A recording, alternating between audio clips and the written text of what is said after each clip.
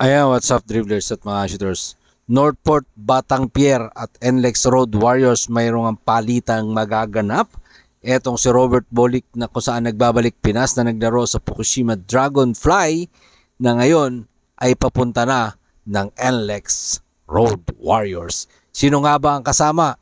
Di etong si Ken Salado na isa pang player ng Northport, Batang Pier. Papunta na nga po sila ng NLEX Road Warriors. Talakayan at pag-usapan po natin sa video ito. Pero bago yan, kung kayo po'y napapadaan lang at nagugustuhan ng ating video, kung po'y maglalambing, pahingi po ng isang like, share, comment down below, and don't forget to subscribe and hit that notification bell button para lagi po tayong updated sa ating mga video. Matapos kang magbalik sa Pilipinas, no, itong si Robert Bolick, maraming haka-haka, papunta ng San Miguel, papunta ng Ginebra, papunta ng Pure Foods, at kung saan-saang papunta. Talk and text kasama si Ken Salado. Ngayon, papunta na nga po etong si Robert Bolick dito sa kupunan ng NLEX Road Warriors.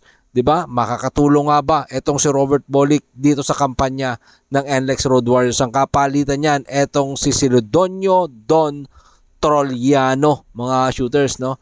Isa rin sa mga magagaling at mahuhusay na hinahangaan natin player itong si Don Trolliano. 4 po ang kapalitan nung dalawa ni Robert Bolick at etong si Ken Salado papunta dito sa NLEX Road Warriors. Siyempre, mga shooters, kung may kapalit na Don Trolliano, kasama rin etong isa pang power forward from NLEX Road Warriors na si Ben Adamos. Napakaraming palitan, ano, mga shooters.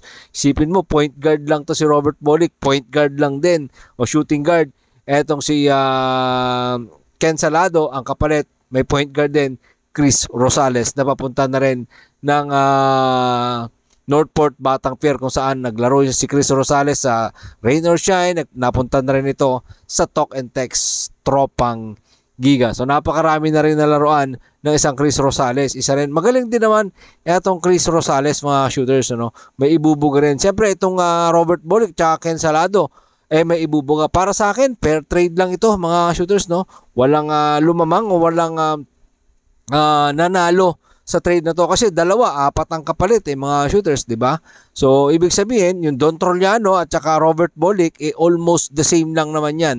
Ang kagandahan lang nito, si Don Trolliano hindi masyadong prone sa injury. Itong si Robert Bolick, parang napakadami ng injury ng natatamo, no? Ito nga yung mapupunta, no, sa Northport, Batang Pier, Don Trolliano, Chris Rosales, Ben Adamos at plus second round pick. Ito naman ang matatanggap ng NLEX Road Warriors, etong si Ken Salado at si Robert Bolick. Maraming pong salamat sa inyong panonood. Ingat and God bless. Adjourn.